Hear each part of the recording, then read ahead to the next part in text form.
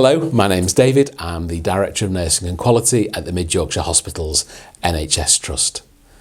I came into nursing in the very early 1980s. I started my nurse training and my nursing career looking after people with learning disabilities just outside of London in the East End. I then went on and did my general nurse training. Being a nurse was never a lifelong ambition of mine. I just happened to fall into it, really. And although I didn't have nursing running through my veins and I didn't come from a nursing family, as soon as I got into the profession, I realised that this was something that I really wanted to do. It was something I felt safe in doing, it's something I felt comfortable, and it was something that I felt I could make a real difference.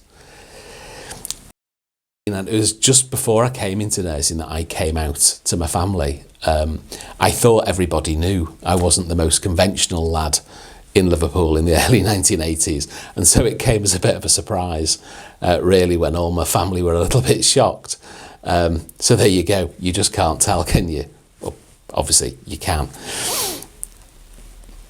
I really enjoyed my training. I started off just outside the East End of London, and it was the early 1980s. It was a very different time than now. And my formative years in the profession really enabled me to meet with people from lots of different backgrounds, both from all over the world and all over the country. People who lived very different lives to my own and had very different upbringings.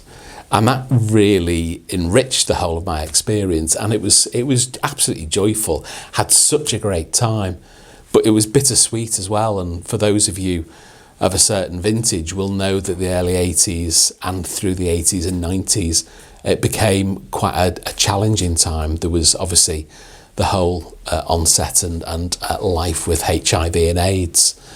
And that really impacted on a lot of the people I knew and were friends with. In fact, I was very close with. There were six of us in a sort of a gang, really. Not all nurses, but there were six of us, and we hung around all together. And by the early 90s, there were just two of us left. The rest had died. And a lot of people I knew became sick. A lot of people I knew died. I saw the estrangement from their families. I saw the way in which people who had been very close to them abandoned them. But I also saw the kindness of people who didn't know them, who were providing care and support through the various buddy systems and things. And they were all gay men. They were all gay men who were all in professions, and it was such a tragic waste. And I think from that very early stage, I recognised that I had a right to be who I was and to be proud of who I was. And there were other things in the 1980s that sort of weren't particularly brilliant either.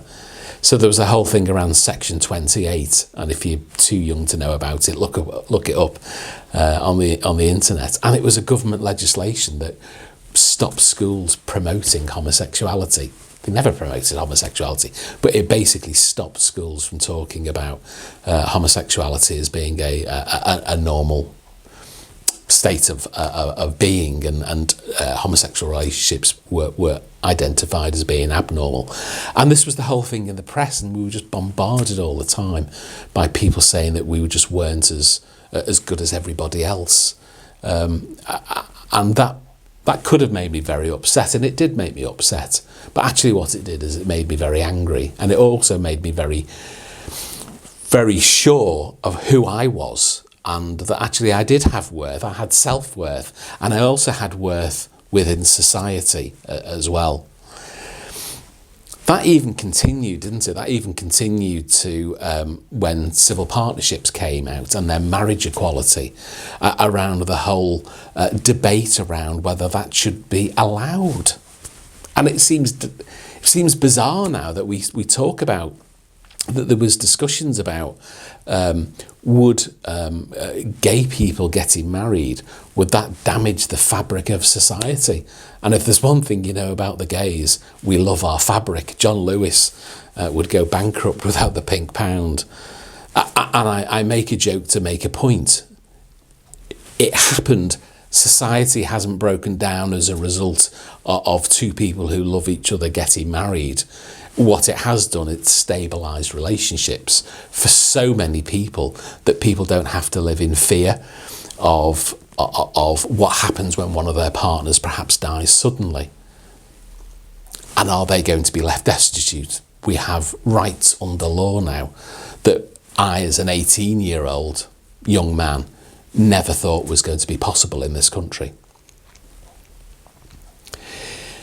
I guess what I'm trying to say is that I went through, as we all do, I went through a period of my life that was quite thought-provoking, and it changed the way that I was thinking about myself and the world I lived in. And that happens for everybody. It doesn't matter when you're born. It doesn't matter who you are and where you are.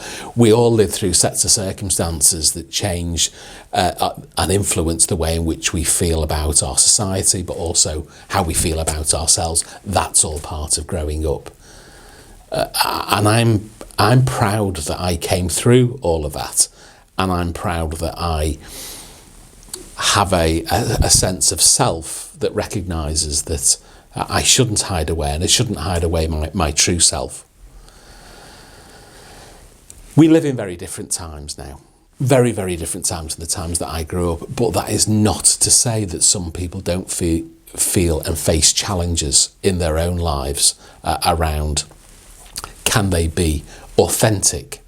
And that's really what I'm trying to talk about, is about being your own authentic self and bringing your own authentic self to work and to life. People today have very, very different challenges than perhaps I faced. We never had social media, we never had mobile phones. So there's all that sort of extra pressure that there is now for younger people, and for people who are continuing to struggle about accepting who they are, or accepting that, or understanding rather, that the world and people around them will accept them. I learned from my very younger days, as I've said, that the best way for me to live is to be open and honest with others about who I am. And that's not around shouting from the rooftops, or every conversation having to be dominated or focused upon someone's sexuality, because that's just one element of some people are. People are going to like you or not like you for lots of different reasons. Sometimes it's because of what you do and how you do it.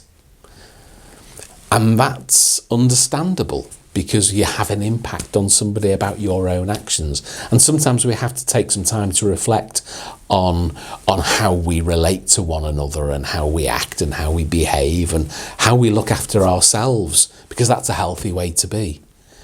And I would much rather somebody not like me for the way I've acted or the way I have treated somebody than just not like me because I'm David and I'm gay.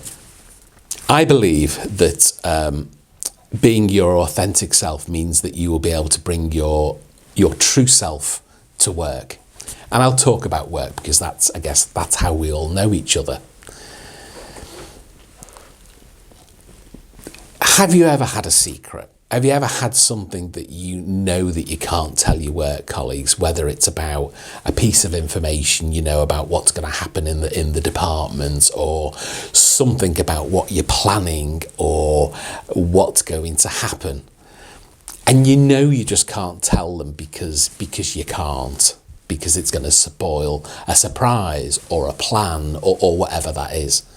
That's really hard to live with, isn't it? And you sit there and with your colleagues, and the first thing that you have in your head is don't tell them. Because if I say to you now, don't think of an elephant, all you're going to think of is an elephant. Could you imagine that if you had to withhold a part of who you really are every day, not just from your work colleagues, but perhaps from your family, from the people that you interact with, that isn't about a thing that you are going to do, but is about something that's right at the core of who you are? That must be so painful. That must be so damaging to a person. And that's why we as an organisation recognise that for some of our staff, some of our colleagues, we want to provide a safe space. We want to provide a safe space in our LGBTQ staff network. And that's so that people within our organisation can come together, we can come into a safe space. It may be virtual, it may be in person, social distancing and COVID permitting, but it will be together. So you can share experiences of what it's like to work at Mid Yorkshire hospitals.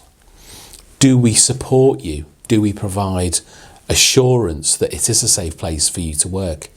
Or are there issues that actually we don't do as well as we should do, and you collectively want to share that with the organisation?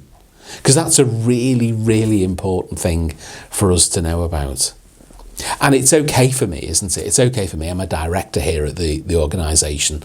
I'm a man in my, and this is hard to say, in my mid to late 50s. I have a position in the organisation, so I know that I have a lot of latitude, and I have a lot of protection around me for being someone senior in the organisation, and I don't face those personal criticisms or those personal worries. And so this forum is for absolutely everybody, and it doesn't matter what position you hold in the organisation, what role you have in the organisation, or how long you've worked in the organisation. This is for you to come together. The whole of that agenda is going to be determined by you. It could be something fundamental about how Mid Yorks works. It could be about things that you want Mid Yorkshire to do around your health and well-being. We know that for all of us in our organisation, the past 2 years have been absolutely wretched, and that we need to focus on our own health and well-being and our own mental health. Perhaps not being able to be who you are and being authentic adds another dimension to that and stops you sometimes from asking for help. Or it could be that you have some amazing ideas about how we as an organisation can really show the benefits of working at Mid Yorks, because we are a great organisation, we care for one another, and we can be supportive to one another. And that we want to share that with a wider population and get more people to recognise that actually Mid Yorks is a good place to come and work. The agenda is yours. And it's not just for people who identify as lesbian, gay, bisexual, trans, queer, questioning. It's for people who support. It's our allies, and we all need allies in this world. So if you are a member of staff who has a relationship or a friendship or an acquaintance with somebody who is LGBTQ, and you want to demonstrate that you are supportive, the network is available and open to you as well. And that could be around your own fundamental beliefs, or actually experiences you've seen someone you love go through, either in this organisation or somewhere else. We all need allies. And one of the things I've learned in life is, if you're an ally to me, I'll be an ally and a friend to you. And so I just wanted to say how much I support our organisation's support of LGBTQ History Month. I'm really proud that our organisation is saying this very overtly and very openly. I'm very proud of our organisation taking this step of setting up a network. And I'm very proud of you for being so open and welcoming to lots of people who come and work in our organisation. I'm glad I took the steps when I was younger that I took to enable me to be my authentic self. I hope you'll take those steps too. Thank you.